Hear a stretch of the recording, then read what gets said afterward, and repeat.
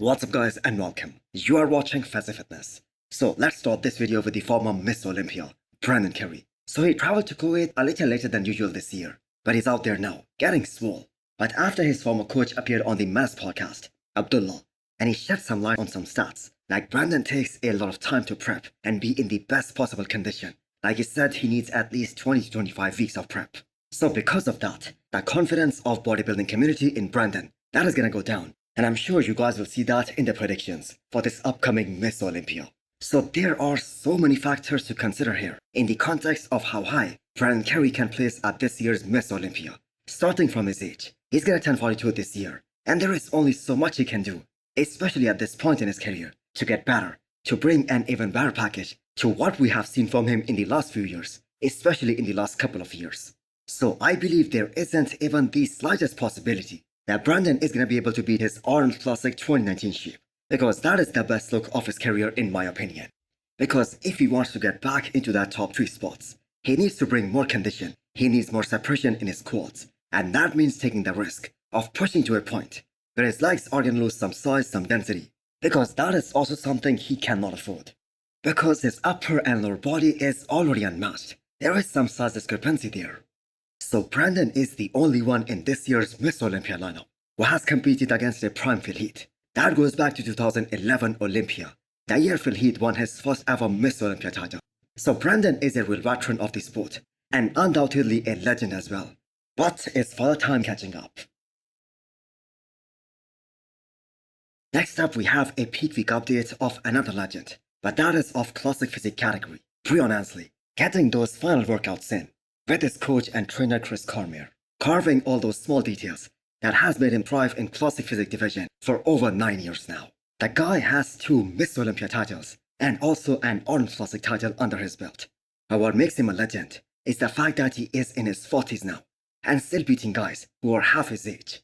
So Breon nailed this prep with Chris Cormier in Kuwait, because this is a unique opportunity for him to win $60,000 in prize money, because that is something that even Chris Bumstead did not win at this last Mr. Olympia. So Breon looks really great for 5 days out of the show, and he should be able to win this show pretty handedly, I have to say. But that being said, I do not ever see him finishing in the top 3 at the Olympia level again, especially if the other guys like Chris Bumstead, Wesley Wiesers and Ramondino, they are at their 100%. So Wesley was able to beat Breon with perfect scores at this year's Arnold twice, and Ramon was able to beat him even while not being at his 100%. So the stats speaks for themselves.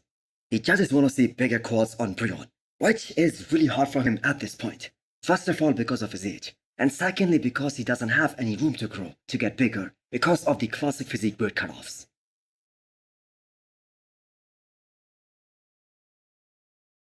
Next up is the physique update of Brett Wilkin. So he is still like 9 or 10 weeks out of his next show, which is gonna be Legion Sports. But now things are changing for him really fast. So Brett is gonna step on the stage for almost after 2 years, because his last show was the Big Man Weekend, just before the Olympia 2022. But that was a qualifier for the Olympia 2023. So Brett trained really hard for almost 1 year, so that he can make a solid impact at his Olympia debut in 2023. But unfortunately for him, he dropped out of the show just at 6 weeks out mark, because of some kind of problem that he was having while digesting food. And Brett is a guy who eats over 5,000 calories a day, especially in the prep. So that was a hard pill to swallow, because he prepped an entire year for just 1 show, and he was unable to show it on the stage. And that is the reason why he took his time making this comeback, although he has been training with one fifth water since the start of the year. So he isn't gonna be the most overwhelming guy on the stage, especially in terms of size, because he isn't the biggest or the freakiest or the widest guy out there. But he damn well knows how to come in peeled out of his mind and truly shredded. So we definitely expect to see new size on him, based on the fact that he looked so huge in the off-season, especially in that guest posing that he did earlier in the year. So I have no idea why some of the guys who placed top 4 at this year's Chicago Pro, why are all these guys skipping Tampa Pro and going for Texas Pro? Because Texas Pro is that show where the winner is already written on the wall. Because the thing is, Andrew Jacked is gonna be there, and the way he has been looking throughout this year, first of all at that Pittsburgh Pro guest posing, and then in some of his recent updates, it is gonna be total domination by him. So Nathan Affler is another guy who just announced that he's doing Texas Pro next. So Nathan was placed 4th at this year's Chicago Pro, and he was easily one of the most aesthetic guy in that lineup. Great condition as well, and the guy was so impressive in all the mandatories. So Nathan took 1 year off, and I have to say that really paid off. And his performance here at Chicago Pro, that was also really justified. That he isn't a 212 guy anymore. He belongs in the men's open class, but I don't think he can do something magical in another 2 weeks to win a big show like Texas Pro. Now, as per Nathan, he was more than 10 pounds heavy compared to his last show. But if we look at the top 4 comparisons, the difference of size and thickness and density between him and the other top 3 guys, that was really evident. So it's cool that him and Jordan aren't really done with the season yet, and they both are going to be competing in Texas Pro. But Tampa Pro would have been a better choice, since it won't have a top 5 Olympian looking for his Olympia spot. Because there is just no way any one of these guys can actually beat a guy like Andrew Jacked, because Andrew is just on a whole different level.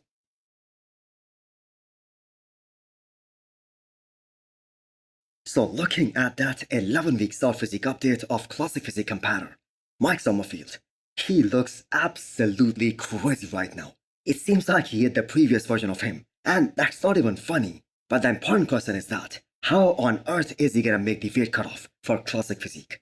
All the pages that have reposted Mike's update, you can check out the comment section of all those pages, and everyone is saying that he needs to bring that physique to the men's open bodybuilding, because the guy is looking absolutely massive right now. But still, looking at the track record of Mike, he has placed exceptionally well in Classic Physique division. The highest he has ever placed is 5th, and that was back in 2022. So last year he dropped down to 8th, but maybe he was unable to peak right. He wasn't as good as he was back in 2022. So that side chest looks so nasty right now, and I can totally understand why people want to see him go to the open.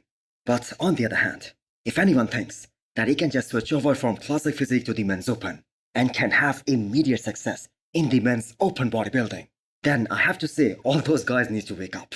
Because every competitor who is currently competing in the Classic Physique division, they need to go through years of growth phase to put on more size, to put on more density, more mass, in order to be more competitive in the men's open class.